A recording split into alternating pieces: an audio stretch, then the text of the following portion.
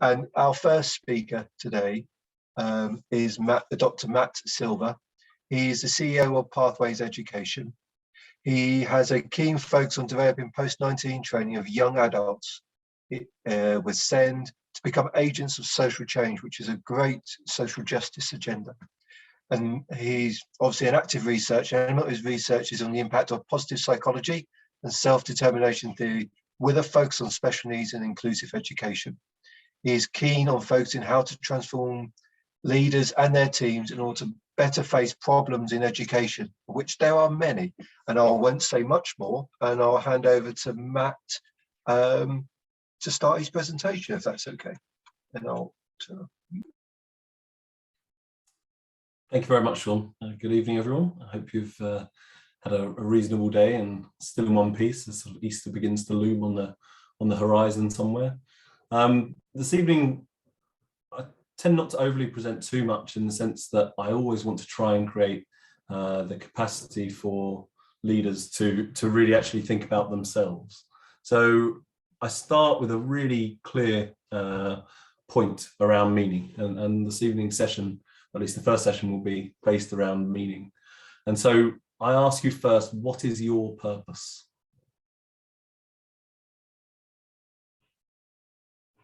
Can you define that purpose?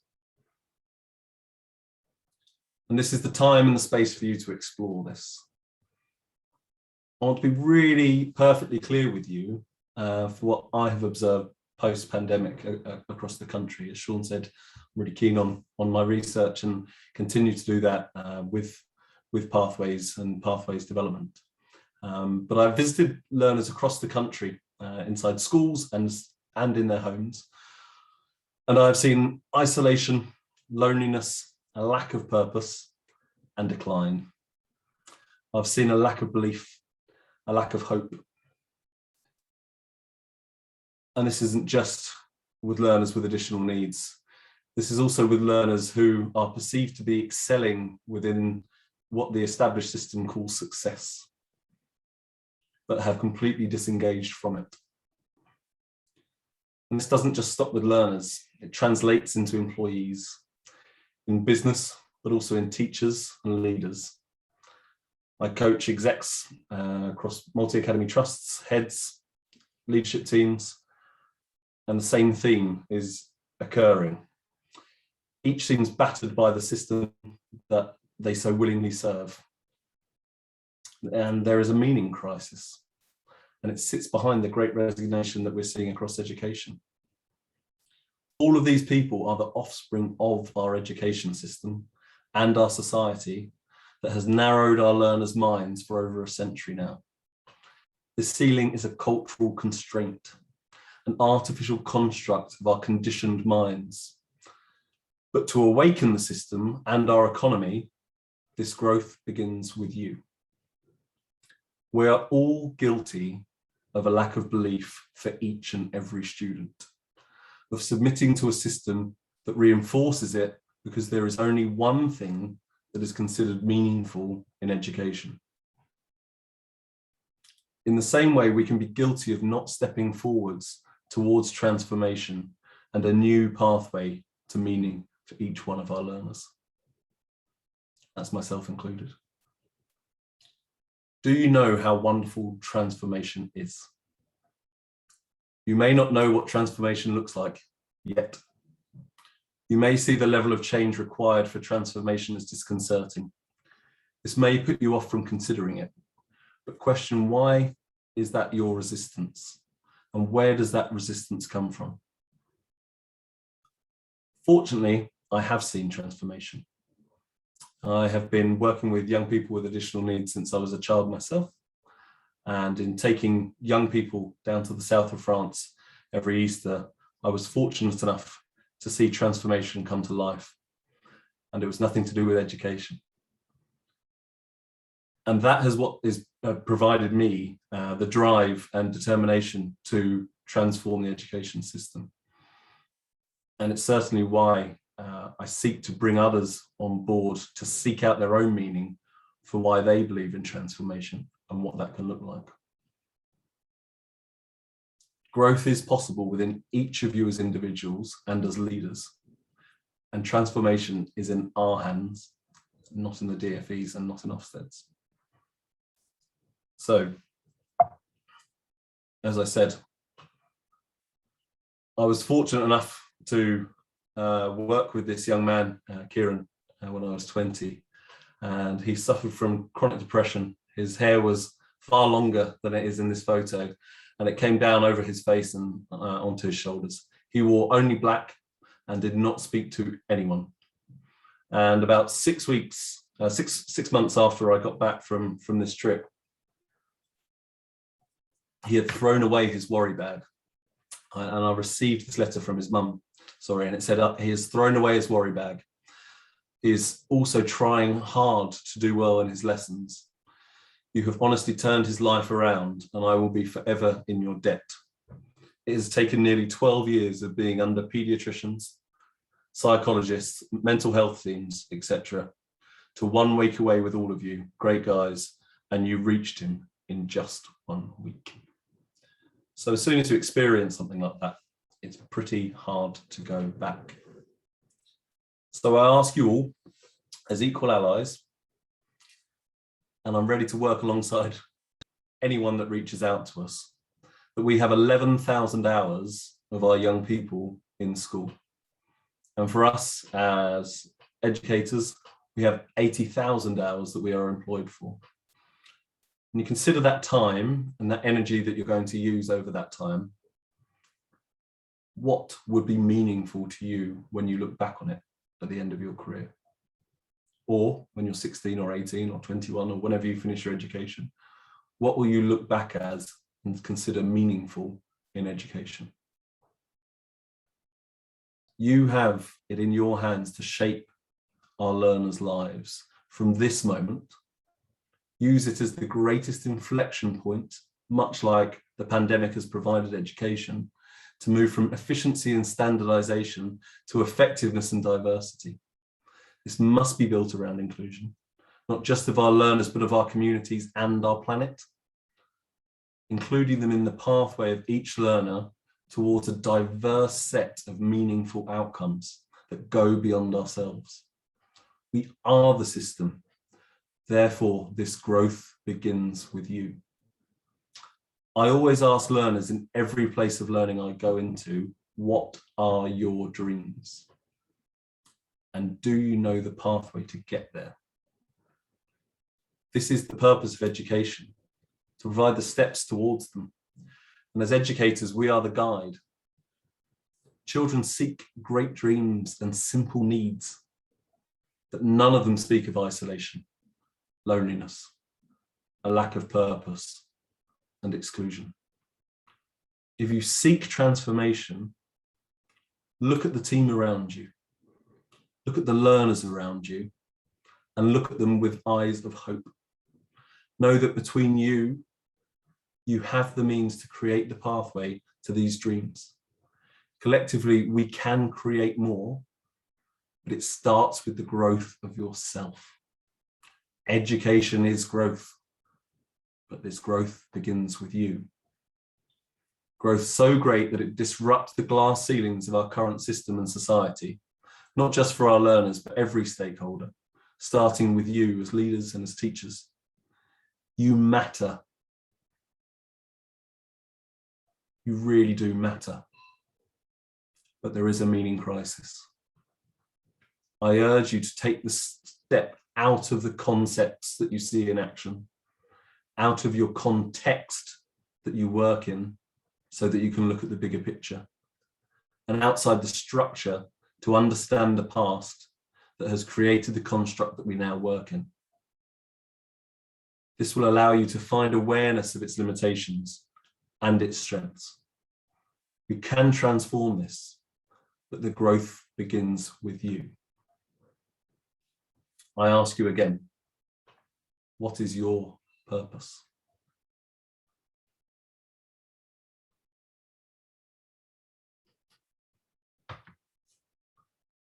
So, at Pathways, our purpose is this 5%. 95% of adults with learning disabilities do not find employment, let alone inclusion. Staggering statistic. Is our education system truly providing for our young people? Not because it's simply employment, but because employment provides a sense of purpose in what it is that we can do and the autonomy and choice that's required. So why is meaning central to diversity and inclusion? Well, without it, we can have multiple lenses and going in multiple directions, but it does not bring us together. This is the model that we use within Pathways development arm when we're working with teams to really audit yourself to begin with. How much coherence is there with yourself? What do you know what actually matters to you? Do you know what you do that has significance? And do you align that purpose collectively, or is that just for yourself? Because it's these four components that create meaning. And often we talk about purpose, but we can all have a purpose, but without the coherence, we can all be directing our energy in many, many directions. So that 5% for us means that we have a coherence around what our purpose is at Pathways. And that is to shift the meaningful outcomes, the meaningful journey, not just the outcome, the journey that our learners are on. And it means that we learn to understand what matters to each individual and what is significant. And understanding that about ourselves to begin with, and then the collective, allows us to truly consider something beyond ourselves, which we consider the global. And then we look for that explicit and tacit understanding. That wisdom is that tacit that comes from that. Where do our people go to understand meaning these days? I believe education is the last pillar of our communities to truly stand and for young people to go and seek wisdom. And do we understand ourselves on the internal and external sense? Do we understand that where we've come from and what we've inherited in the past, but also what's coming in the future and where we're going in the future? And probably most importantly, the sense of presence that we have in the present. Are we awake to what is going on within us right now? Because if we're not going to be able to dynamically connect with anyone else. And we have learners who definitely need our dynamic connection right now. So how do I grow my perspective? Just want to really provide you a short glimpse of some ideas around this. The first is what I believe we're bringing to education that's very different to, well, certainly the new MPQ framework and many leadership programs that I've been on myself all the way through education, is this vertical development. We have so much horizontal development and it's so beneficial, don't get me wrong. We need this knowledge, we need the skills, we need the behaviors, we need to learn that. But this is like adding more and more apps to our phone and not upgrading our processor. And yet in times of rapid change in education, in the world, the challenges that are being faced globally, we need to be able to process better. We need to be able to step back and be context aware so we can be conscious of where it is that we're looking at the same challenges from. Are we actually conscious of where we're coming from? Do we seek out the diversity of everyone else's lens to look at that challenge as well? And do we collectively draw the diverse lens and experience, skill sets, knowledge, behaviors into seeing that? So we look at these lines of development essentially to consider our state. What is our internal state and what is our external state? So everything external can be seen on the surface of the glass, whereas everything underneath the surface cannot be seen, but are we conscious of it? And what stage in each one of these lines of development are we at? We see the maturity from babies all the way through to adolescence in our education systems, and yet we do not consider adult development when it comes to leadership. There is very little about the self and the collective in our leadership programs. So I urge you to spend that time and have that space to investigate it for yourself and with your teams. These are vital, vital lines and stages to understand that.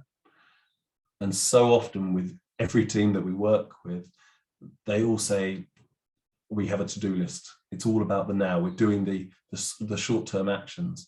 But unless we give the space to enhance our processor, to be able to step back and do more and see more and take more in, then we're not going to be moving forward. We're going to be continuing on the same cycle repeatedly. So I pose some questions to you. When can you create the space to explore meaning and yourself? Which tools will you use to develop your own and your team's capacity? And what will you do differently to create energy towards having significant impact? Not time, energy. Really important distinction. If you've got a lot of energy, you can get a lot done in a short period of time. If you have very little energy, you can get not very much done in a long period of time. So create that space for vulnerability. If we're thinking about the challenges of our diverse learners, then do they feel heard, much like our colleagues? And that leads to feeling valued, which leads us to be able to integrate perspectives that actually lead to the innovation. That means getting off the wheel and redesigning it. And that will lead to a system that is evolving. So why do we use a coaching culture at Pathways? Because vulnerability leads to trust, and trust leads to accountability. And therefore we have a shared accountability, a distributed leadership, not just across the leadership team, but across our learners, our parents, all of our stakeholders all have a role to play in the leadership of their journey. It's their journey, not mine, it's theirs. And they increase the capacity of the individual because we develop all of our individuals vertically. And that collective capacity means that we are far more capable of truly evolving what it is that we provide. And this leads to true inclusion. Everyone has value, feels valued, and adds value. So Pathways creates the space to evolve our humans' families' capacity towards sustainable goals by vertically developing leaders in their teams so that they can innovate within a collective consciousness to shift the system. We know this is a moonshot,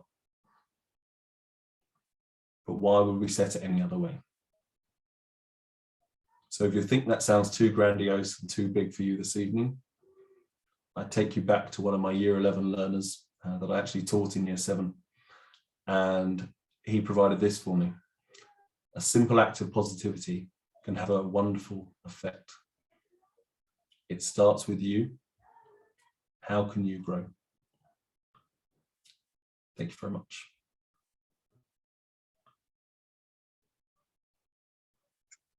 Thank you, Matt. I open the floor up to any questions. Either type if you don't feel you are able to unmute yourself, or please unmute yourself and speak if you feel that is appropriate. Let me just get the chat up.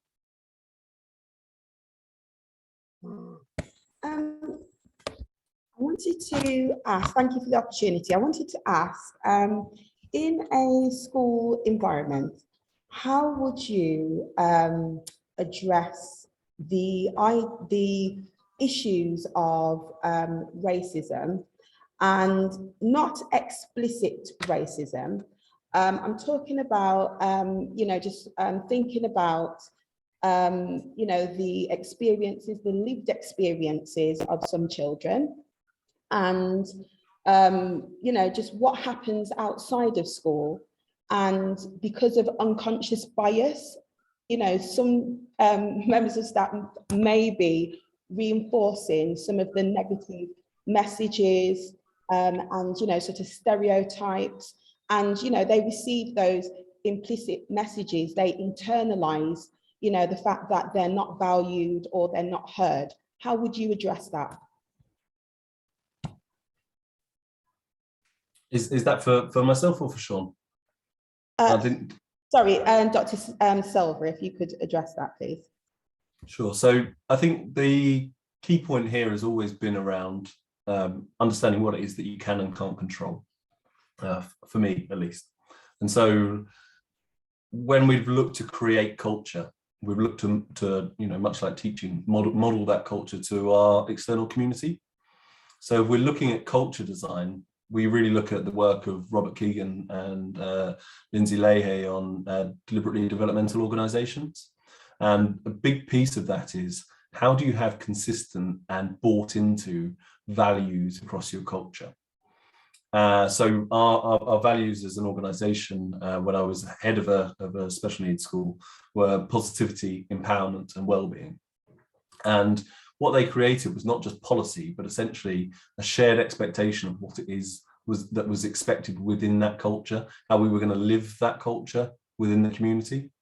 So if incidences were coming up that were quiet, when people had the language and the shared values of what was meaningful to this community, we had a much stronger peer representation of sort of almost peer pressure, in that sense of cultural expectation of, this is not good enough, this is not the standard, and being able to challenge people using more of a radical candor approach in the sense of personal sensitivity, but also raising what needed to be raised against the values rather than the policy, because the policy is a system, and there are lines to it, and yet, to your point, unconscious bias. Has that person had an opportunity to become conscious? And that's not excusing, but it's exploring. And I think that's the key aspect, is how clear are your values of your organization, and therefore, and do you live them is another essential point to that. But essentially, how conscious are people of those values, but also of themselves and of their perspectives and of their behaviors. So remember back to that diagram of everything that else is that is going on beneath the surface, behind behavior, impact, all of the things that we see in connection and how we interact with others. Are they conscious of what values development is? Are they conscious of what the emotional maturity of themselves actually is? Are they conscious of the state that they're in, and are they simply reacting in a fight, flight, freeze mechanism, or are they on the positive side of looking at actually growing themselves? Because often people haven't been given the opportunity to grow themselves. The education system hasn't provided that. What it's provided is a system and a process to follow. It hasn't provided space for inquiry. And so I'm not siding on either side here, because obviously I have no context to the examples that you're giving me. But from my point of view, I think we really need to be looking at this as an exploratory piece rather than a hung, drawn and quartered immediately piece. The hung, drawn and quartered might happen later on, but the exploratory piece has to happen first. Does that make sense? Absolutely, and I totally agree with that approach. Thank you. Thank you. Thank you for that. Are there any more questions? No? Matt, I do have one question, and I've written it down because I forgot it. Because the idea of your own purpose and actually just reflecting on purpose, and your idea of having a clear purpose allows you to support transformation, and then you've got that space time. Just out of interest, what one question would you ask someone if they could not articulate their purpose? How could you start that conversation with someone? What could you put in their, not in their head, that's the wrong word to use, but to get them start engaging with the idea of their purpose? I'd say patterns. Look for the patterns. Where have your peak experiences been? Often it's actually in our suffering that truly squeezes out our meaning. And when we squeeze out that meaning and understand it, then we establish the why, which is our purpose. The meaning is a little bit beyond purpose in that sense. And so we need to be careful that we're not just talking about the same thing, thinking that meaning is purpose and purpose is meaning. But essentially, if you're looking for your purpose, what is your why? Why do you get up out of bed every morning to do what it is that you do? Why is it that you suffered in childhood, or suffered in your adolescence, or suffered yesterday? and what has transformed that for you. So whilst I have the positive experience of Kieran and that transformation, and so my purpose, and we coach that down to essentially one word. So mine is I unlock. So I unlock experiences, opportunities, systems, etc. When we're looking at that back through my own life, I also see how my own suffering has led to I unlock. So, you know, I had brain surgery when I was 20 and when I was 30. I have a tumor on my left temporal lobe. I realized that time is not the currency of life, it's energy, you know. So how do I get this energy back and get going? Because who knows how long we have, right? Yeah. And so essentially for me, it was how do I unlock more energy in myself, which has led me on this whole journey. But it's a long journey for this evening, but it's a pattern. So when I look back and look at these different patterns, I wasn't going to be a teacher when I was 20, but I had this experience, and then I had surgery, and then it woke me up to my purpose. I wasn't going to go into leadership. I was going to carry on being frustrated as a teacher in the classroom until I had brain surgery at 30. It woke me up. I had to do it again. I wasn't going to go and create my own company and create these post-19 opportunities for SEND learners to create social enterprises. But the frustration of my governors woke me up, and I had to go and do it elsewhere. And so you look back at these patterns across your life, and I think if you establish the essence of that, what has just driven you through that, what's given you that resilience to drive through, then often you can try and distill that down to one word or not. Otherwise, get in touch and we're happy to coach. No, that's really, thank you very much. So is there always a need for a very disruptive phase in someone's life for them to actually see their purpose? Does that make sense? I'm just curious. I'm about very much about integration rather than it being a whole.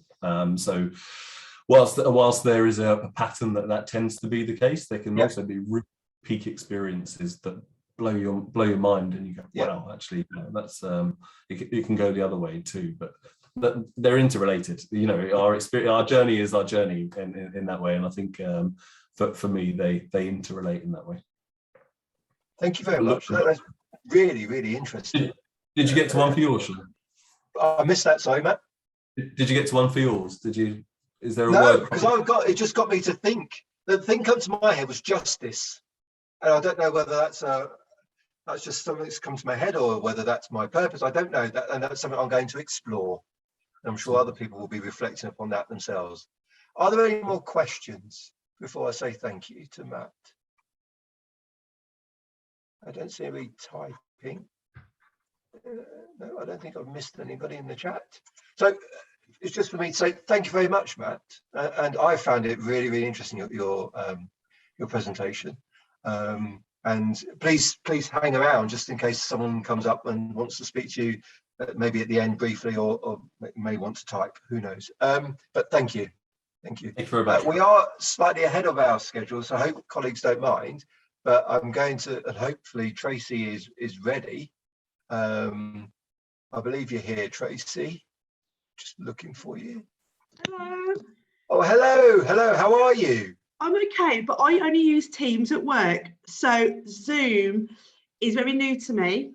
I've managed to kick myself out twice already, so I'm hoping I can share my screen.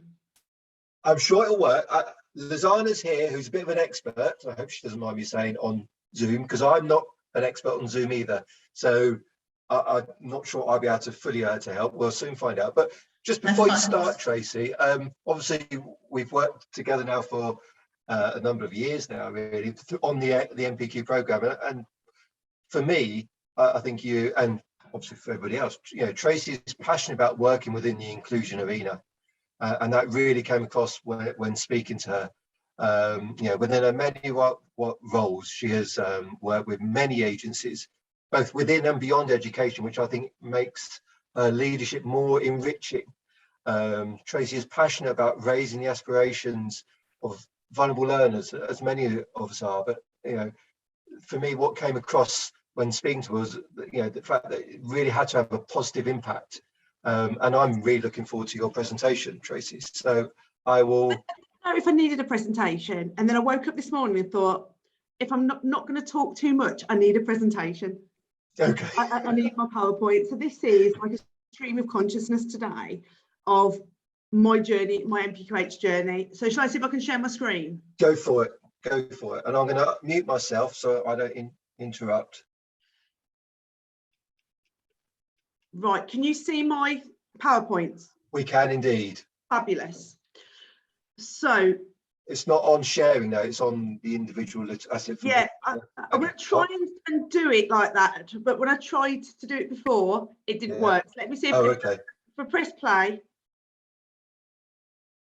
Oh no, we've lost it. We've just got, we've got your Teams thing up as well though. I don't know if you can see a Teams tool. Oh, we've got it. We've got it. We've got it. Brilliant. Right. So I want to talk about my MPQ journey today. Now let's see if I can actually move the slides across.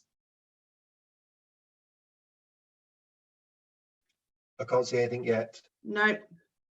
Right, oh, so, there we go. Yeah, we've got it. So a bit about myself. So my passion is inclusion. And when people say to me, why do you work in inclusion?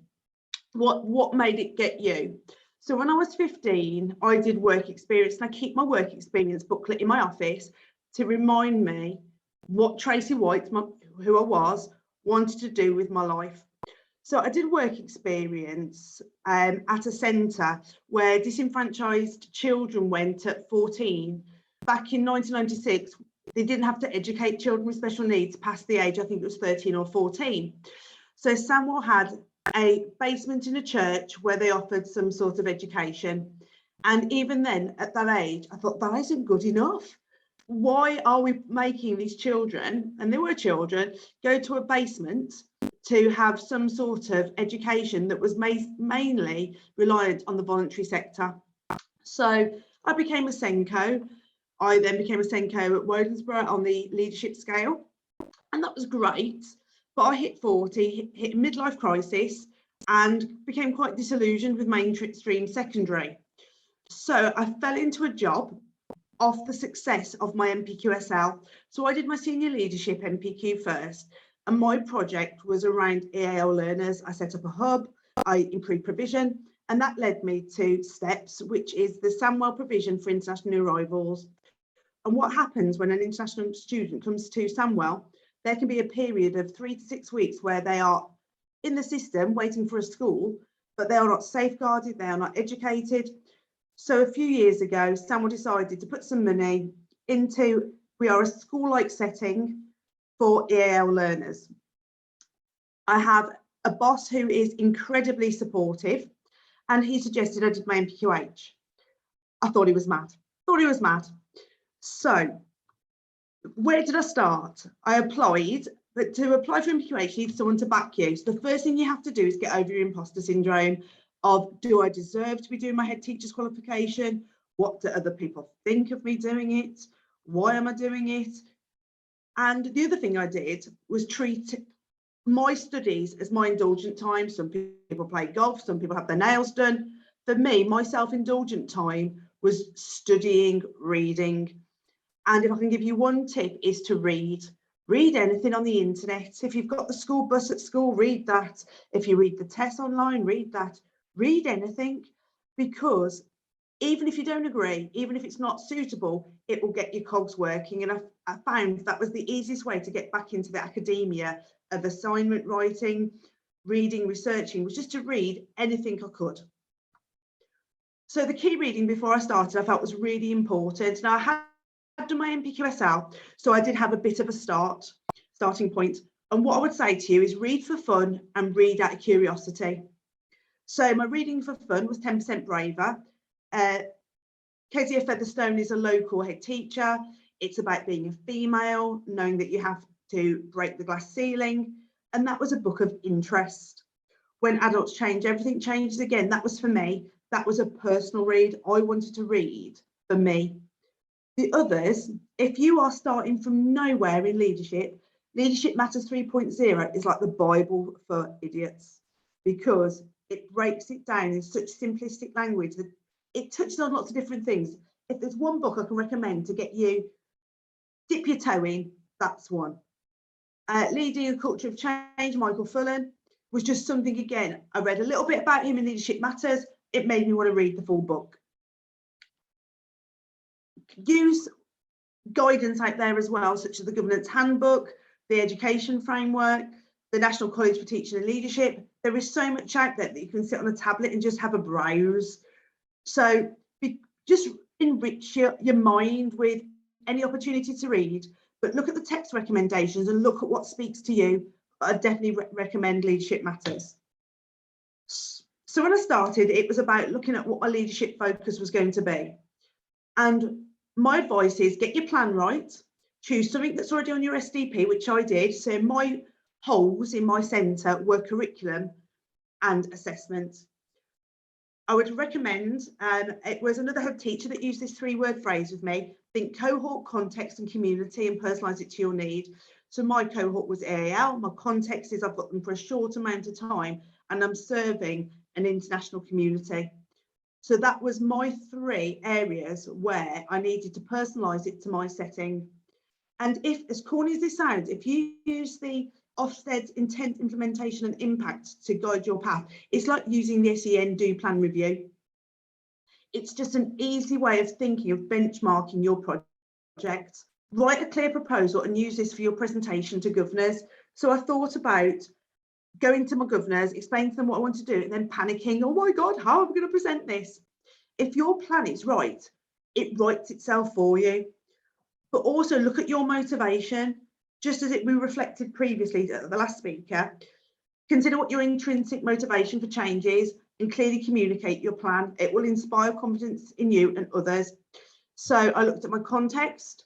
I thought about why I wanted to make this change, what have been my successes in the past few years, and what had been my challenges. And then I had my outline of what my next steps were and what my cost and staffing implications were. So my plan was on paper. I could even read it at governors, and that's really what I did, because the planning stage was so important. If I was going to inspire confidence in my team and my governors, I had to know my biscuits. So my plan was everything. I put it in my appendices so everyone knew where I was going. And the questions I asked myself, Pink and Drive was shown to me in a lecture once, and it's always stuck with me, about why we are doing things. I looked at what I cared about. What did I want for my students? But what did they actually need? I'd like to make all my children equal, have great English, put them out into the world where they'll be functioning society. But actually what they need is nurture, comfort, trauma-informed teaching practices. I had to look at what I needed to change. I had to think how I was going to lead the change and whose help did I need to achieve things. And it's, as Drucker said, it's management is doing the things right. Leadership is doing the right things. So as much as I thought that I could direct people to do what was in my plan, I've got to get people to engage why it was the right thing to do, why I was sharing my moral compass and why we were going in this direction. So the planning, you have to think outside the box, not just what the data, so it might be a reading project. I saw somebody else that did reading, trying to make sure that the reading ages were increased. So mine was EAL data, and because I have very short-term data, I had to be creative. So I looked at my post-leaving steps GCSE data. I looked at the pressures for EAL learners by looking at the national statistics data.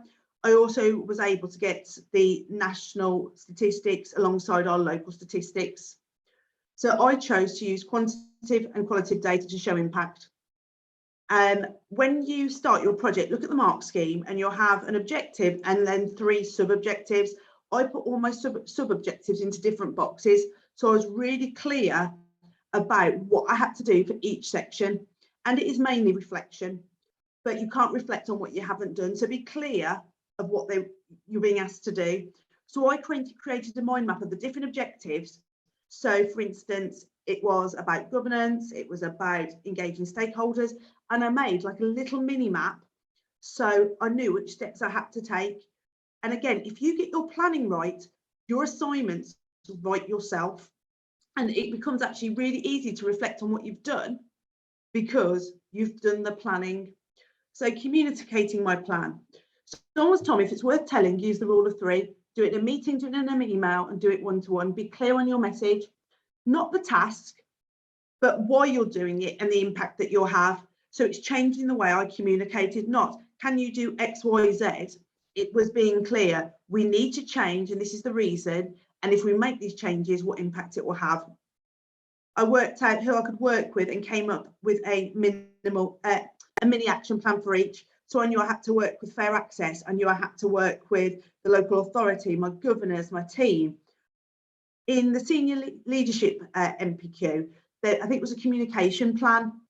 And I used that as a basis to think, right, who are these people I have to engage?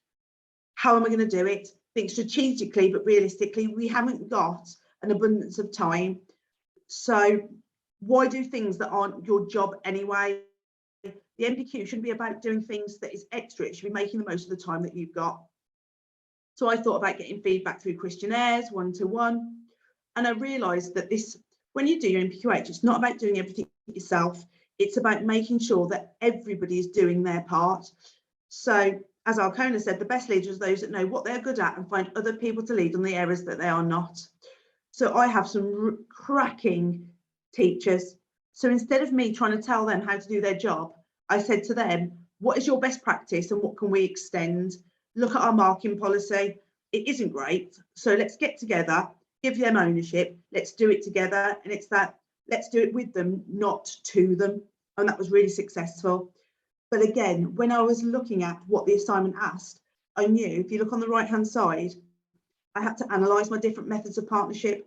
I had to look at the school strengths and weaknesses in partnerships and analyse stakeholder views. When I had them on the mind map, I knew there were tasks I had to integrate into my plan. Once you've got the idea of what you are doing, you can write, it writes itself because you've done the right planning, you've thought about the right topics. And again, it shows the importance of breaking it down into the different boxes so you can be really clear that you're answering the things in the mark scheme. So this isn't extra work. What it's doing is accrediting the work that you're doing in everyday practice by making sure you understand from the start what is being asked of you. So my battle plan, when I first saw this as a piece of research, I thought this is what I want to do. This embodies me as a leader. I want to model the way, inspire a shared vision, challenge the process, enable others to act, encourage the heart. And I just felt that spoke to me. You might, in my next slides, I'll show you some of the things that they might speak to you. But if you do your reading, do your research, you might find something that just fits with you. And this was my battle plan because it fitted with me. I'm not going to read all the text, but I'm sure we can share the slides. But this was a non-educational based leadership model, but it just spoke. So this was my battle plan. This is what I was going to do. But when we talked about leadership styles and approaches, my musts, these are the 4 that I could go and dip into and come back out of. The Kubler-Ross change curve, again, any change in school can be mapped against this curve. There are high points and low points. The Goldman leadership styles, I know what I want it to be, but when you look at it and read it, what you think you are is often not what you actually are. I know what I want to be, but because of context restrictions, I actually become something else. Fulham, you can never go wrong with. And transactional leadership, again, they're just good reads. And even if you just started here and researching a little bit about these, bit of browsing of an evening, it's a really good start of looking at leadership styles. So why is the research important? And I was very clear from the start that the research on leadership was going to guide me, was going to inform my project, inform how I behaved. So some of these points taken from Leithwood were school leadership is second only to classroom teaching as an influence on school learning. When I read that, that also makes me feel a little bit sick, because if the leadership isn't right, the classroom teaching and the influence isn't right. So it's such a responsibility. Almost all successful leaders draw on the same repertoire of basic practices. The ways in which leaders apply 3 basic leadership practices, not the practices themselves, demonstrate responsiveness to rather than dictation by in the context in which they work. School leaders improve teaching and learning indirectly through their influence on staff motivation. School leadership has a greater influence on schools and students when it is widely distributed. Some patterns of distribution are more effective than others. and a small handful of personal traits explain a high proportion of the variation in leadership effectiveness. Someone once told me, and it was very recently in a lecture, that most heads are very successful in their first headship, and they look at their context, their community, what they want to achieve, and then they get their success and they think, right, it's time to move on. And most heads fail in their second headship because they think that what's worked in one is going to work in the second. You can't just copy over the leadership style from one school to another. So your context is so important and your community is so important, because if we could all just copy and paste one leadership style from one school to the next school, we'd all have outstanding schools, but we all have different barriers, different challenges. So it's really true what they say, identifying what sort of leader your community needs, what your context needs, is more important than looking at what you want to be. So as much as I want to be one style, my school needs another. One of the other things we were asked to consider was teacher workload. So coaching was quite new to me, and because I didn't know very much, I had to do some more research.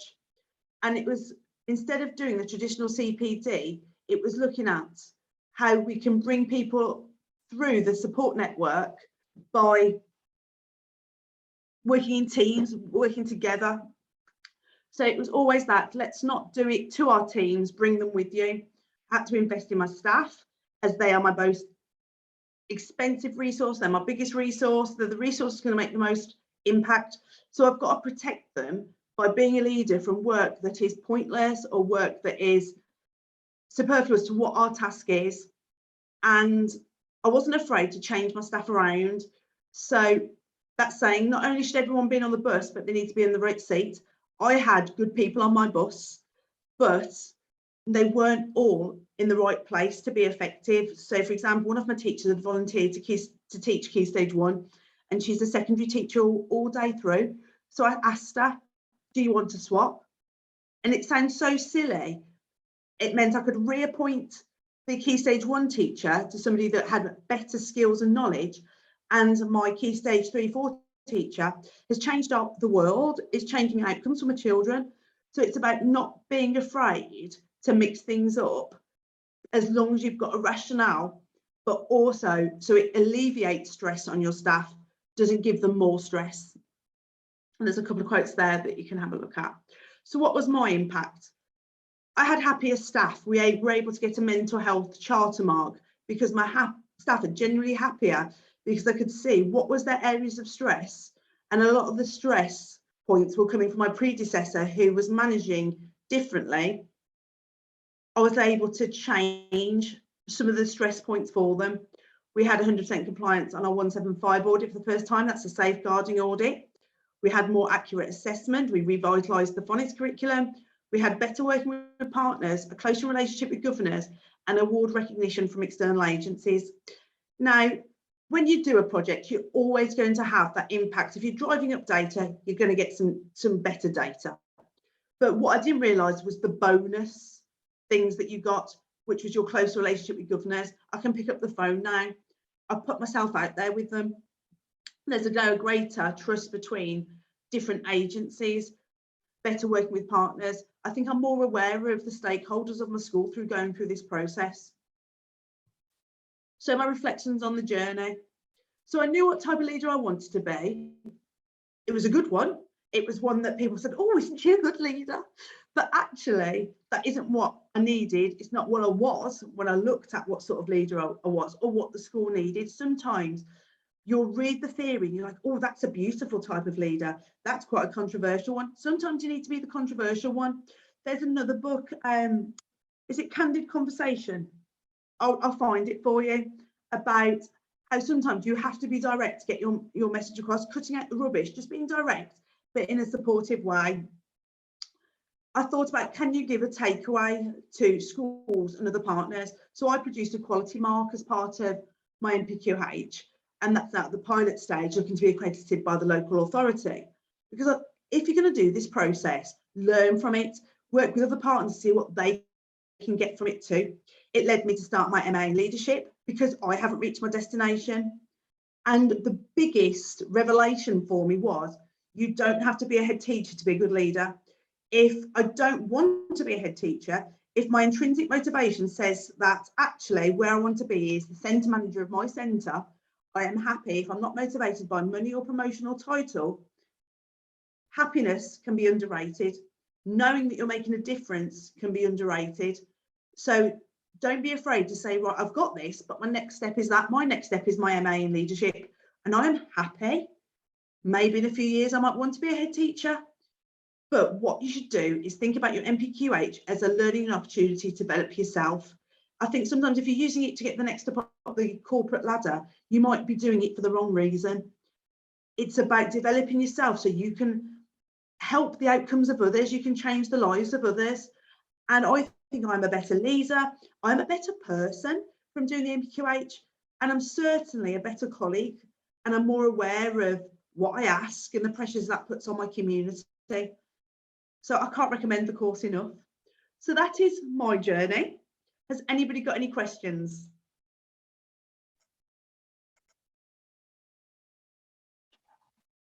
Any questions, folks? Please type or just shout out. I'm sure Tracy will be more than happy to take any questions. And before I share the slides, there's nothing worse than reading your own slides and spotting the spelling errors. So I will check those before I send it to Sean. Okay, that's very kind, Tracy. Thank you very much. I think what was really interesting for me in your presentation was the importance of context and being fearless. I never really thought about being fearless as being a really important process, but sometimes you've got to have that courage to take that judgment, to make that decision, and that is being fearless. And I think that's really, really important.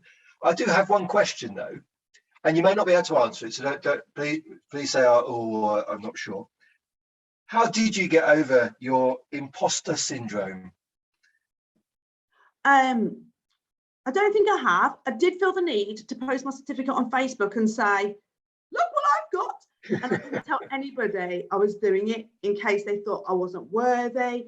I'd left the mainstream school where I've worked with the same people at my mainstream for years and years and years. And sometimes when you work with the same people, you feel a hierarchy by nature.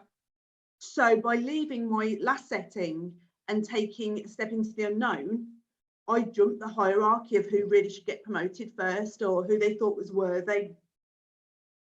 I have to come to terms with the fact that I'm where I should be.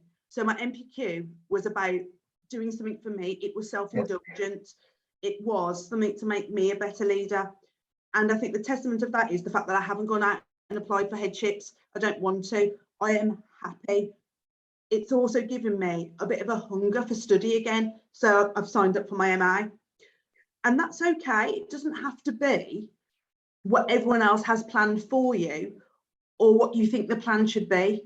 The plan can change hourly, daily, weekly, monthly, yearly. I don't know still what I want to be when I grow up at the age of 42. And I've come to terms with that. Opportunities, when they're presented to you, take them. Don't question whether you should be doing it or whether it's the right thing for your career path. I would say just do it, take the opportunities as they arise. And then once you've completed it, on reflection, you can decide what your next steps are, but don't close yourself off to things that are offered. My boss believed in me and said, right, if you have a go at this, do it. It wasn't free when I did it, so the council actually paid for me to do it. So for me, it was, if these people believe that I can do it, then I'm going to take this opportunity.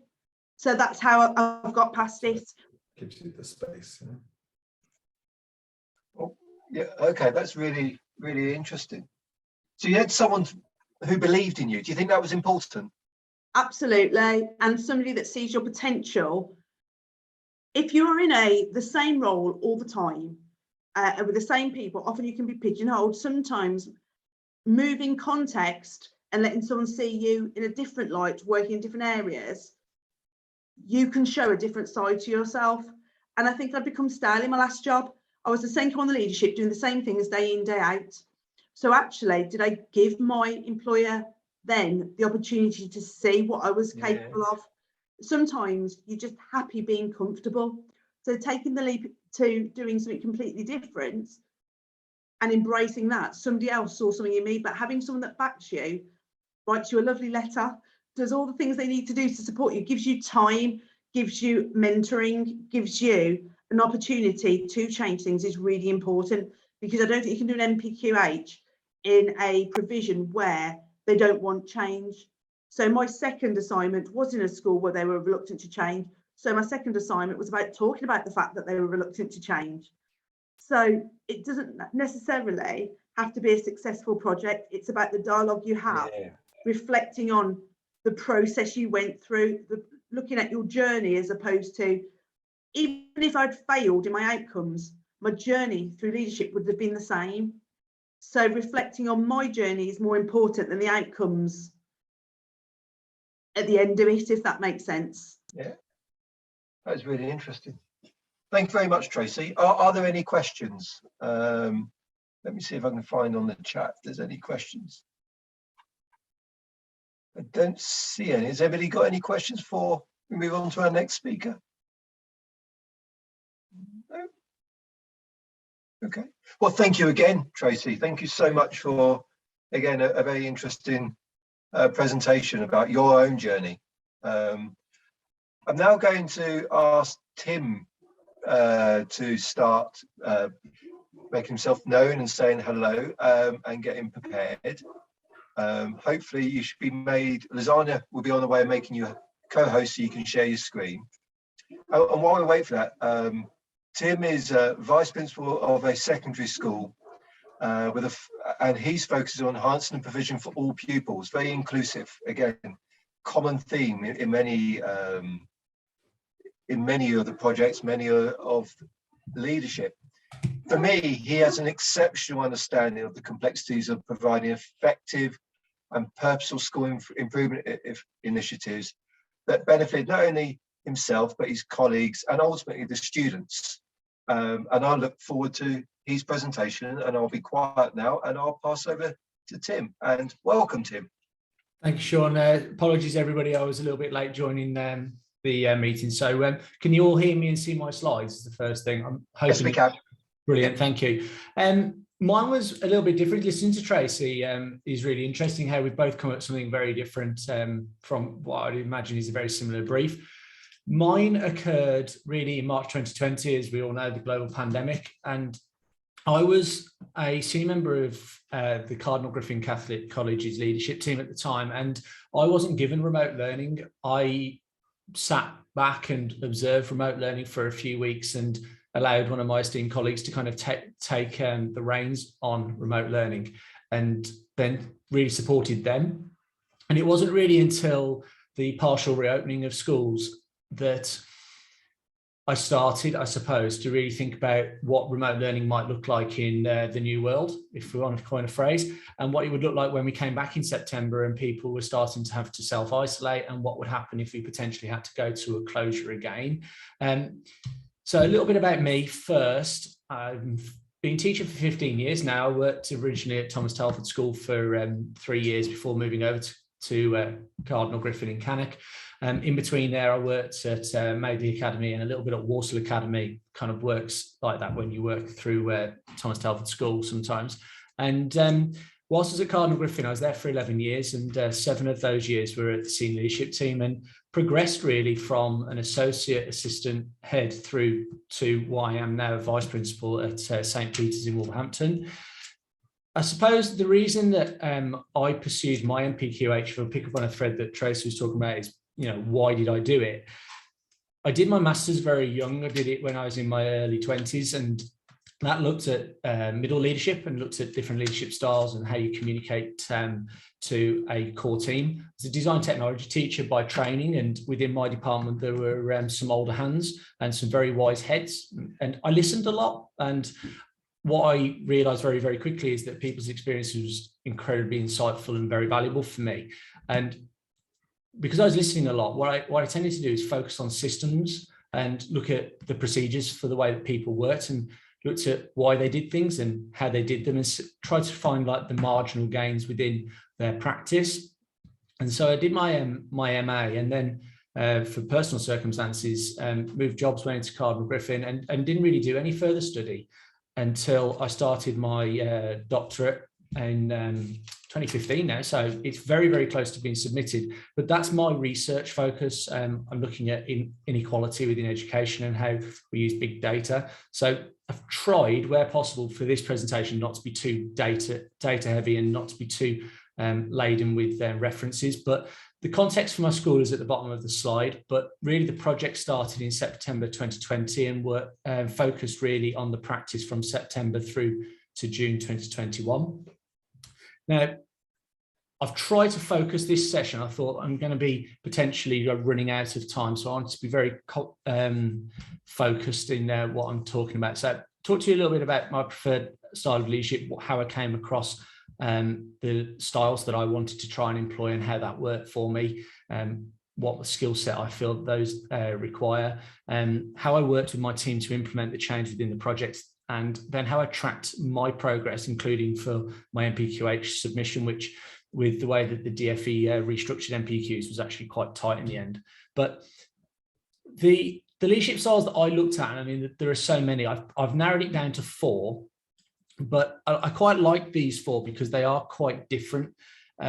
Instructional leadership is the one which is usually focused on a goal, has a clear direction, and is generally focused on the academic outcomes. And because of that, it's something that's very valuable in education. So within my role as a leader, being focused on academic outcomes, particularly for my project, was really important. We knew that children were going to be losing learning time. We knew it wasn't going to be as efficient or as effective as it should be. However, being focused on that and giving clear goals for people to work towards was critical. So I was very interested initially at instructional leadership, but I felt that my leadership style, which is a more participative style, I suppose. I don't like being autocratic. I don't particularly like setting very clear expectations from a centered point of view. I don't like to be that person who's always at the top of the hierarchy. I like to sometimes work much more as a team. So I looked at distributed leadership, and distributed leadership from my point of view is usually the thing that I fall back into regularly, and it's because it's got that almost that triad of trust, autonomy, and accountability. And I like being able to give my teams and the people that I work with the autonomy to make their decisions and to take responsibility for what they're doing, but equally to then have that difficult conversation and to hold them accountable for the effects of that decision. That's something which I really enjoy doing, because quite often I've been very privileged in my career to work with some incredibly knowledgeable people who have very different perspectives, because their experiences are very different to mine.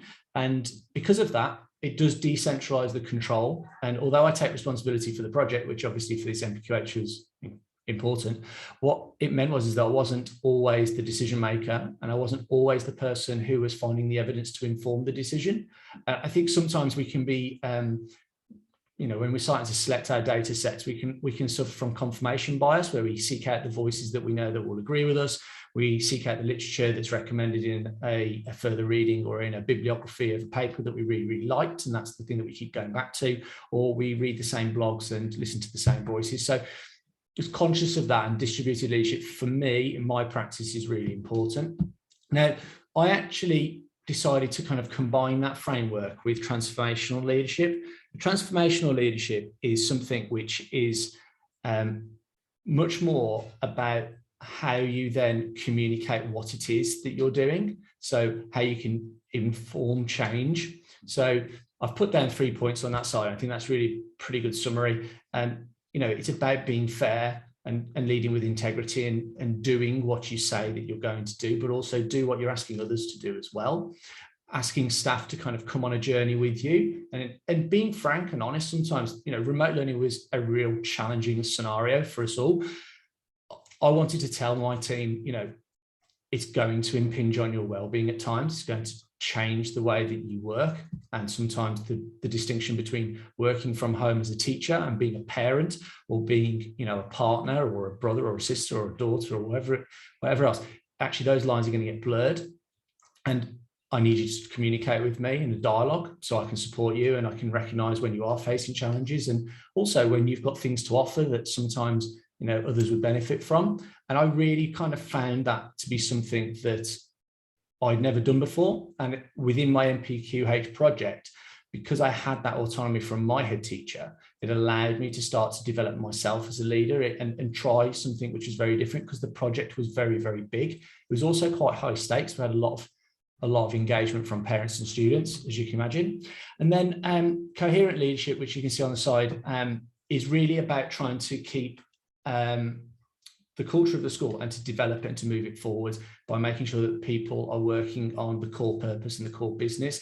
And I read a really good book by Fullen and Kirkman about that, and it became one of those distractions. And I found, Tracy was talking about, like the love of reading, and I think that's absolutely amazing advice, because I think if you do love what you read, I think you will learn. I actually found that Fullen and Kirkman's book on coherent leadership and the coherence framework to actually be a bit of a distraction, because it led me to reflect a lot. And I found that a lot later in my MPQH, when I'd actually written up and adopted my styles and reflected a little bit and thought, well, actually, I probably could have done a little bit more about coherent leadership. I didn't really make it clear on the nature of what we were doing and didn't make it clear with the staff. So managing change, there are so many different change models out there. The one that I kind of picked off the peg, if you like, was Kotter's 8-step process. I really like this process because each of them is fairly distinct and separate. And when I was working with the senior leadership team remotely via, Zoom or MS Teams, it was about making everyone clear about where we were on the change, the process of change, and making sure that everybody understood what we were doing and why we were doing it. And there are a couple of things in here that, I didn't really get any volunteers. That everybody kind of had a bit of a mandate to make sure that they did this. And the urgency was there from the very beginning. Now, one thing that this change model did really well for me was to make it particularly clear about generating short-term wins. And if you look at the Kubler-Ross curve, and I know Tracy spoke about this as well, about how people respond to change and the emotions that they go through. Generating short-term wins and acknowledging those with staff was incredibly important. As teachers, we do that very, very well in the classroom, but as leaders, sometimes we forget those motivating things. Those motivations, those extrinsic motivations work very well with adults as well. And actually being able to contact a colleague and to comment on the quality of their provision or the positive feedback received from parents or students was actually really, really useful. And in this project, I had that privilege of being able to go and audit a lot of lessons and go and have a lot of conversations. It meant I taught less, but it meant that I had lots of very formative conversations about what practice looked like and how we responded to change in the policies that the government were giving us.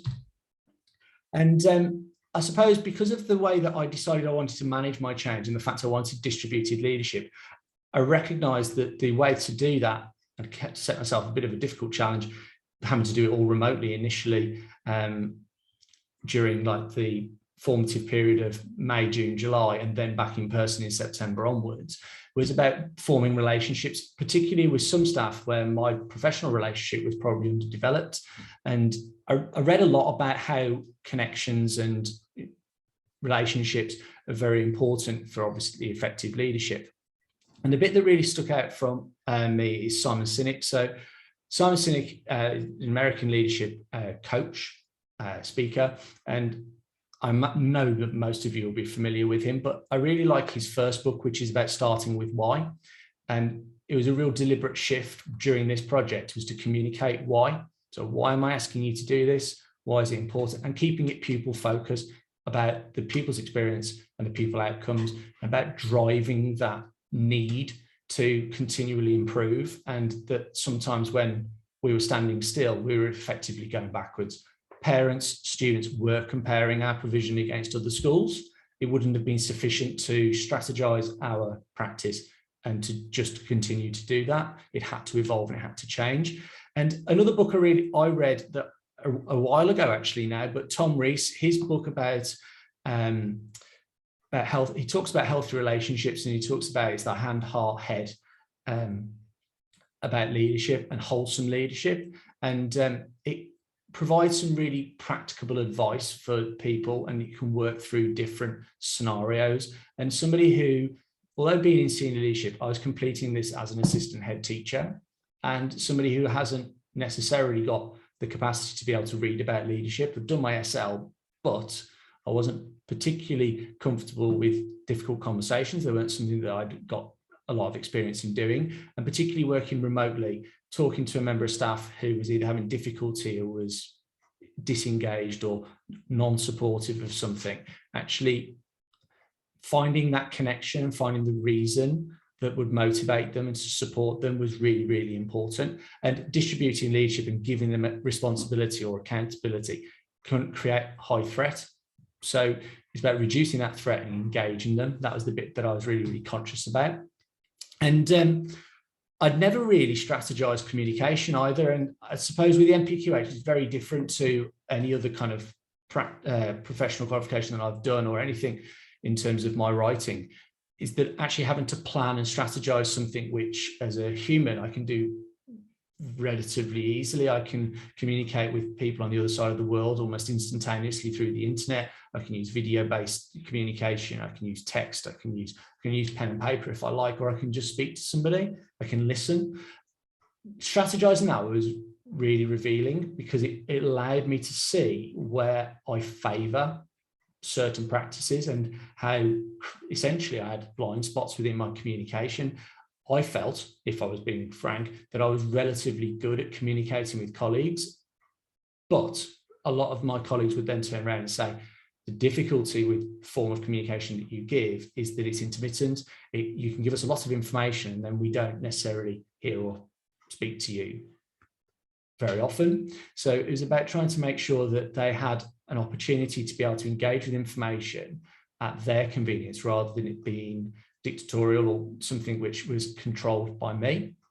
And the way that I did that really was to set up a SharePoint site, put the information, briefings, and anything that they might need to know, like quick help guides and things to do with remote learning and the project, and make it available on the website for their own consumption, and actually creating a separate email address or feedback forms, giving those to parents, giving those to students. Slightly disempowering, giving responsibility to, allowing feedback, whether it be critical or positive, and also taking on a school mobile phone and saying to parents, if you've got concerns across multiple subjects about remote learning, communicate it with me. And that, for me as an assistant head teacher, is something I've never done before. And what it was transformational in my own perception of leadership, about responsibility, but really enlightening to see how different people responded to this new opportunity. I spoke to one parent, I would suggest for about 20 to 30 consecutive school days for different reasons. Not all of them were negative, most were, but they were really starting to explore viable alternatives to what our practice looked like. And they were drawing very interesting comparisons between members of staff.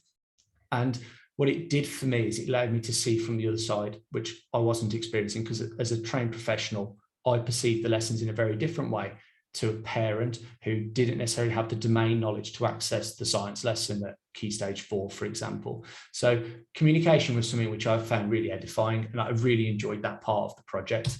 I won't spend too long on this, but tracking the project for me, and if I was to advise anybody taking up their NPQH, I would say, whatever you strategize for your project, make sure you know how you're going to collect data on it, make sure you know how you're going to communicate and collect feedback. I tried wherever possible to make it quite straightforward.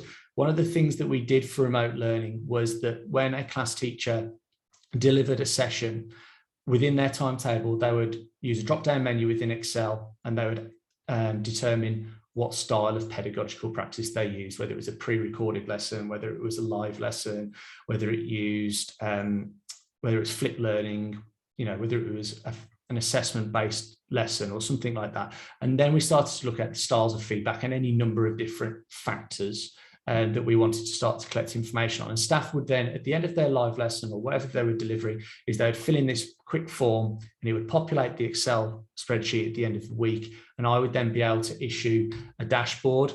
And the dashboard looked similar to this one. This is just obviously a screenshot, but what it allowed was that each department could select the drop-down subject for them, and it would update the chart, and they'd be able to see themselves over time. This is the first 7 weeks of January to basically the March provision. And then you could then look at the breakdown by year group as well. And that was really important for the pastoral leaders. This wasn't by accident. This came out of a lot of conversation from parents, a lot of conversation with staff about how they could start to become autonomous and separate their practice from other departments. So by designing what it looked like and how it was tracked, actually then informed the practice and the communication of that and the training materials and all of the other things that kind of went into it. And on the notion of tracking, I found this to be really useful. Magpied this idea from a colleague from another school who's doing their SL at the same time as me a few years ago. And it was really just to kind of track where I was with my write-up and my projects and to where my words were. I found the 4,000 word limit incredibly tight. I'm writing my thesis, which is an 85,000 word limit. So working between those two different word sets was quite challenging. But what it meant is I could track my completion, and within a tight deadline, it was really important to do that. And Wolverhampton University were amazing at kind of going through drafts and looking at my appendices and the information that I was providing. And I thought that was amazing of them, but also without being able to track it myself and know what I'd got to do as a school leader in a pretty difficult scenario, trying to do a professional qualification, it was necessary for me to be able to track what I was doing. And it doesn't necessarily follow that sequence either, which is even more important to kind of go back and to redraft. So hopefully that's a bit of a quick overview. I don't know whether I've kept to time, so apologies if I haven't. But those are the three things I really wanted to kind of touch on. There's so much you could talk about with MPQH. It's a massive thing, and just not conscious that none of that's referring to my second task or to my second school, which I now work for, which is an unusual set of circumstances. But if anyone's got any questions, I'm happy to take questions at this point. Thank you, Tim. Folks, are there any questions? Please shout out or type away. We'll just give people a few minutes or a few seconds.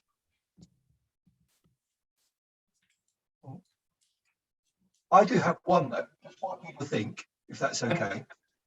You mentioned the fact that the well-being of your staff, obviously particularly during the pandemic, was so important. Can I ask, what sort of activities did you do to support their well-being? The one that I would say we did a number, but I think the one that was probably the one that was most favoured was an offline day. And in the world of remote learning, to be offline for a day was a real treat. It essentially became a bit of a family day. But what we did find by tracking some staff is that some staff would go into the building every single day. So it would be the opposite with those members of staff. It would be turning around and saying, we'd like you to stay at home and to turn off your devices and to focus on family. The critical one for us was that we got to a stage where every teacher was doing every single individual lesson, and they were doing a shared scheme of work. And so for all intents and purposes, 4 or 5 classes were having a very similar experience. So what we started to look at is, if you've got a top set and a second set, would it be something that you could collate or you could combine and give yourself a day off this week and give your colleague a day off next week? And staff started to think a little bit more laterally in terms of their provision. So that was the one that we did for wellbeing. What we also started to explore, which was really impactful, if I'm honest, Sean, is about staff using dictation to type feedback within. It was Satchel 1 that we used. So using Windows and their microphones from their webcam to provide feedback, which would type written feedback for submissions. And staff were really interested because actually they could apply that for homework. And that feature was within the system because it's within the Windows operating system, or if you use Mac OS or iOS. But they never considered to do it. So what it started to do is explore avenues of providing feedback for written work that they hadn't done as either. So embracing technology. Cardinal Griffin wasn't a school that used a lot of technology. It was something which was, a more traditional method of pedagogy. But remote learning definitely started to accelerate, the adoption of these kind of softwares and practices. Well, that's really, and can I, and it's just purely out of interest, do your staff now continue to use dictation software to support with feedback? Do you know? Because I think that's quite initiative. I don't know, because I don't work at Cardinal Griffin anymore. Okay. I do work at St. Peter's, and I tell you that 2 or 3 do. One member of staff bought an iPad, and they only assess through Google Classroom using voice notes, and it types. And actually, if you spoke to Helen, she would tell you that the algorithm within the Apple system is much better than within Windows because it's more accurate. Okay. And she only uses that for sixth form. She doesn't write any feedback at all. So yeah, the answer is at St. Peter's, Wolverhampton. Yes, staff do that. That is, yeah, because this is not the time or space, but there is a lot of research around verbal recorded feedback actually having more of an impact because it sounds more personable. Yeah, but that is really, really interesting. Thank you very much, Tim, and thank you very much for presenting your time. I found your presentation very, very interesting. Thank you. And now to our final presenter, Ryan. Hopefully, Ryan, you're around, and Lizana's about to hopefully make you co-host, so you can share your screen if you're going to share your screen. Oh, you're there. Hello, sir. I'm okay. Just before I pass over to Ryan, Ryan is on the leadership team within a large secondary school, and for me, serving a very deprived area of Birmingham. And I know his focus is in the importance of literacy and whole school literacy. And working with Ryan, one of the key things for me, and it's interesting because this was even before we've reflected on Ryan and what Matt said earlier. Ryan has a real great moral purpose, in my opinion anyway, and has had considerable impact in his school. And I'm really looking forward to listening to your presentation, Ryan, and I'll pass over to you and I'll be quiet. Thank you. Yes, what you're referring to there was actually interesting because that was what I did for my MPQ SL. That was literacy. We did have a lot of kids in our school that where English was an additional language, and English was a language that I wasn't always perfectly familiar with, as you know, kids usually are, particularly kids who are born in this country. A lot of them were born in this country, but were speaking different languages at home, so it did actually affect their outcomes. So I think literacy is something I took over within my secondary school, and it actually really helped raise attainment. But really, to start introducing myself, obviously my name's Ryan Mullings. I started off in leadership in secondary education quite young, and that is what actually motivated me to start my MPQ SL. So I was 27 years old when I was a member of the senior leadership team, and I think I needed to do my MPQ SL for my own confidence because I did have good data in terms of pupil outcomes, in terms of achieving above national averages, things like that. But I really wanted to develop as a leader because I was conscious that I was leading people within my role as the head of English and assistant head teacher that were considerably older than me. So I wanted to give them the best version of myself. So yeah, after completing MPQ SL, I really had a taste for leadership, and Wolverhampton were great really in terms of how they delivered the program. And it was before lockdown I did MPQ SL. So that actually motivated me to then go on to do MPQH. And having completed MPQH, I'm going to talk to you about the journey on that. So I completed MPQH. I received the certificate on, I think it was January, but it obviously dated back to October 2021. So at 29 years old, I'd completed MPQH, which I was conscious I was a very young age to have done that. That is why I was so forensic with it. I knew that I had to do a lot of research and I had to look at various models. Now, to be honest, I did a lot of reading, probably above and beyond what I needed to, because I wanted to make sure the exact model I was going to use for my project was going to work. The project I actually introduced was a rewards project. Now, the rewards project was basically because we were getting a lot of detentions and consequences. And as a leader in a school, I knew that the narrative had to change. I think the emphasis was so fixated on kids avoiding consequences and avoiding getting into trouble and avoiding, you know, suspensions and negative influences in the school.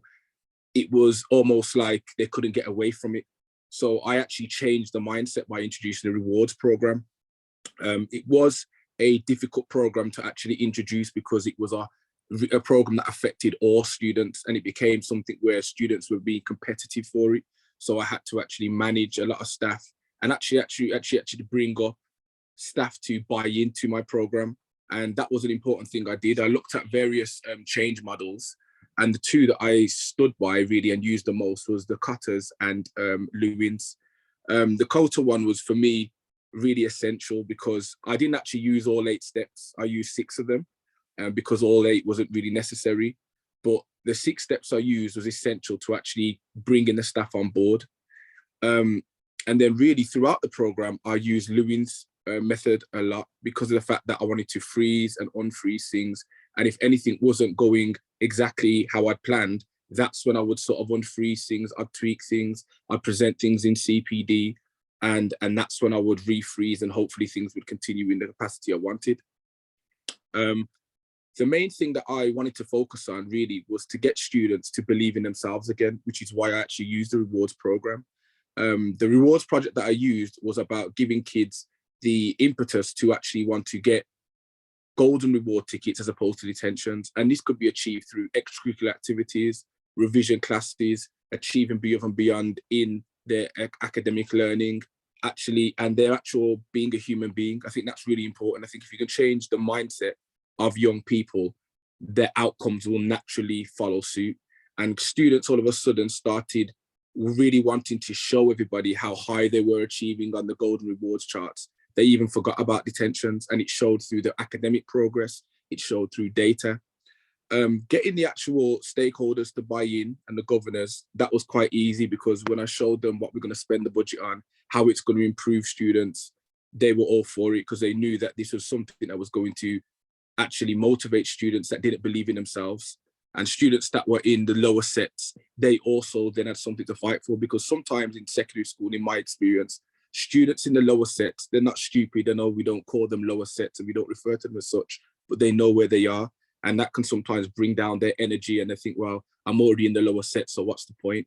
I'm not going to achieve this. And particularly when Progress 8 became so prevalent, they were also conscious of their data. They knew that, okay, I hadn't achieved so well when I was in primary school, so that means I'm not going to achieve well in secondary school because of the projected Progress 8 data. So these rewards actually gave them something to fight for as well. I noticed that within my project, an important aspect was to make sure all teachers were doing the same thing. That was key for me because consistency for me is essential in education in every faculty. And with something as important to the kids as getting rewards, I didn't want them to feel like they were getting rewards some days and not others, or some kids were receiving some and not others, and things like that. So I made sure all staff had a clear narrative, and there was actually a presentation given to them prior to implementing the project. So everybody knew that I was doing first. I think that was key. I think starting my project with the CPD was essential because then everybody knew what they were doing. They were all on the same page. And I had an open door policy. So anytime somebody, whether it was within my English department or even in the maths department or wherever it was, they could always come to me and let me know any teething problems. Another thing I always recommend as well before projects is questionnaires. I think questionnaires are really good because they're anonymous, if I can get my words out. And actually it stops people feeling like if they're my friend or they're a colleague that I'm very, have a good relationship with, they don't want to tell me the truth. They feel like they might hurt my feelings. So with an anonymous questionnaire, they can actually say any potential teething problems. They can actually highlight things they're finding difficult. And I did actually run 3 questionnaires, one at the start of the project, one in the middle when I was collecting data at any potential improvements or things that could help, and one at the end. And the second questionnaire was really important because staff were making comments to it was actually getting difficult to log it all in terms of data. So I actually engineered something where the data was easy to log. So I created a spreadsheet that was accessible for all staff, so they could add on the rewards as they went along. And that made the data more accurate, it made it more concise, and it helped students actually know. Also, they said a more visual approach would help, so kids could see. So actually by the, I think it was halfway through the first term, I actually created a board, and it was a giant board. It was on a big wall, and it had the different kids and where they were in terms of the top 10 kids in the school and different house groups and how the rewards was impacting everybody. I think that really benefited the project in itself. Another thing that really helped, and this is really important for secondary education, is the relationship with parents.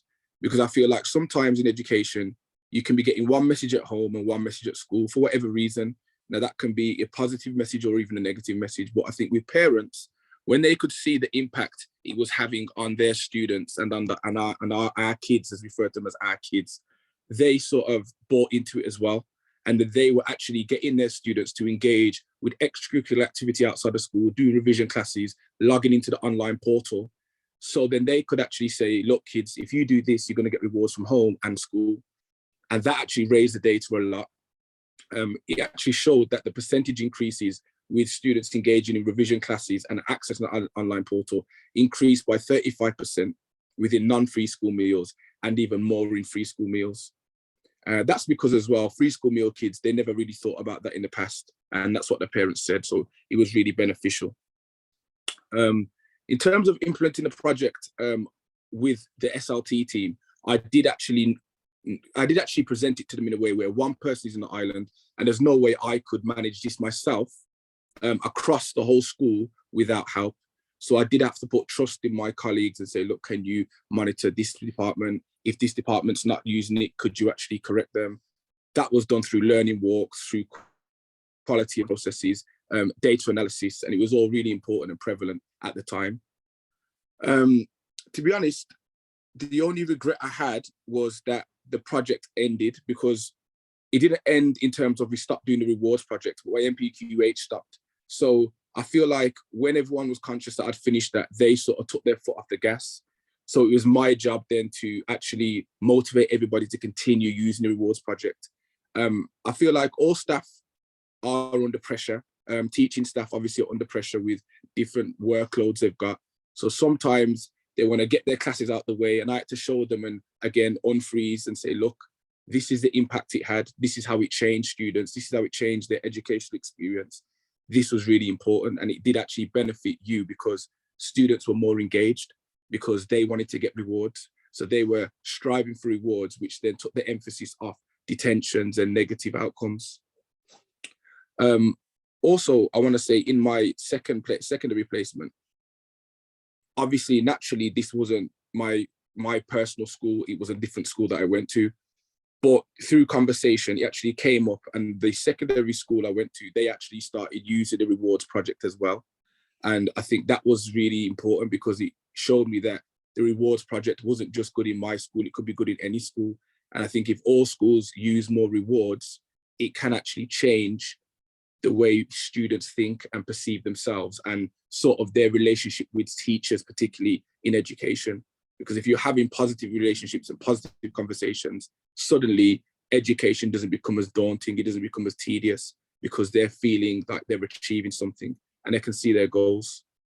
The only flaw that I would say within the project was that I actually got a certain amount of money and funding to help bridge the gap between non-free school meals and free school meals.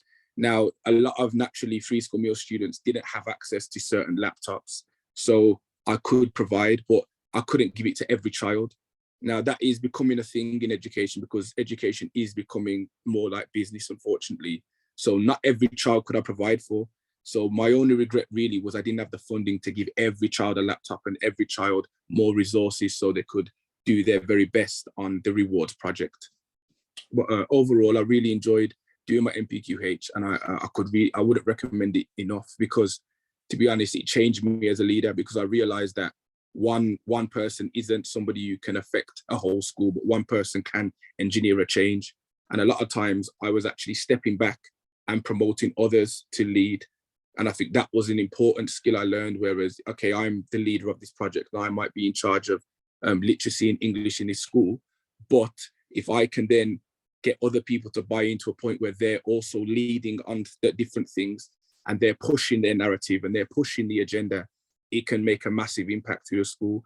And actually, they actually come up with good ideas that contributed to the project. So that, again, strengthened everything and it made staff buy in, which is, again, the most important thing when implementing a project. Because if all the staff don't buy in, no matter how good the idea is, it won't obviously have the impact it could have if everyone's buying in and on board and pushing the same direction. So yes, I am conscious. Mine was a lot more short and sweet in terms of my speech. I am happy to take any questions at this point. And thank you all for listening. Thank you, Ryan. It's a lovely, I wouldn't say it's a nice presentation. It was very engaging. Are there any questions? Because obviously I've got one, if nobody has an input. Okay, no, okay. Well, I'll go ahead with mine if that's okay, Ryan. Before I have a question, actually, something you've demonstrated to me, and I often reflect about, that you've demonstrated leadership is not, that's the wrong word. Leadership is a journey and not a destination. You know, your MPQH was something you were leading to, and it became a destination point. But then, as you identified, actually, once you've got that, you're still working, you're still leading, and you're still developing yourself and others. And I found that really insightful. Obviously, within any school, no matter whether it's small, large, secondary, primary, special, etc., you're working with staff with different ideas, different mindsets, I suppose. Some are going to really engage, and some are going to be slow to engage, and some will be really reluctant.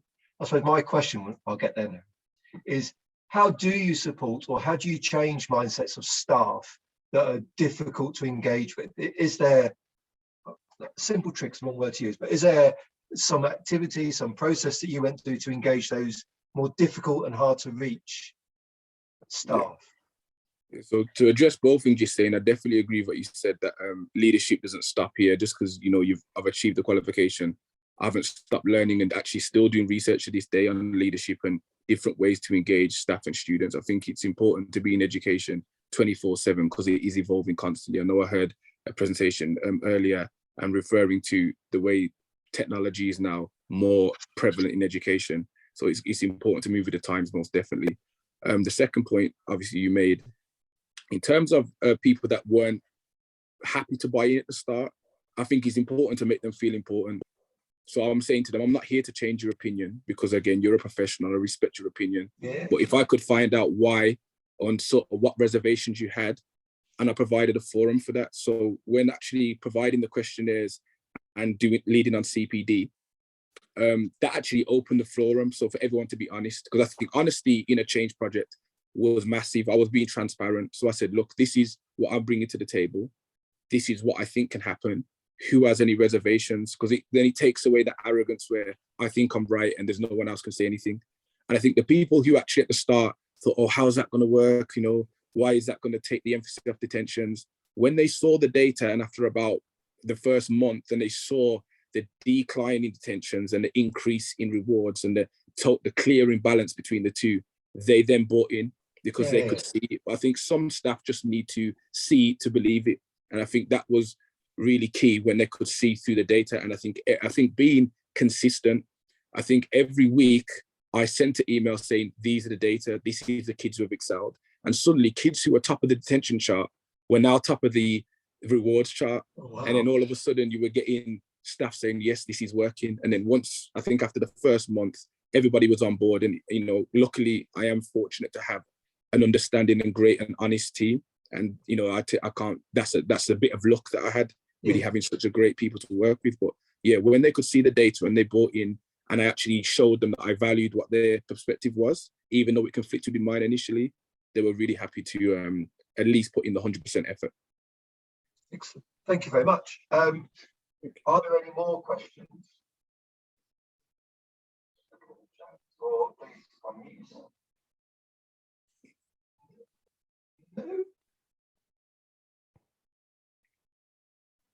No, that's it.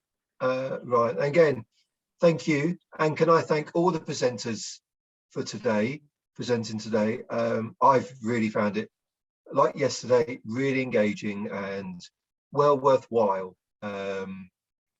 in listening and engaging with different people's projects, different people's views. You know, for me, the presentations today, obviously, in my opinion, have been engaging, insightful, and has demonstrated it's a journey, and it's a journey that will continue probably for the rest of our careers. And I consider we've started to explore, I suppose, the art, the craft, and the science of leadership in today's presentations as well as yesterday. And I'm sure tomorrow's and Thursdays will continue to be that way.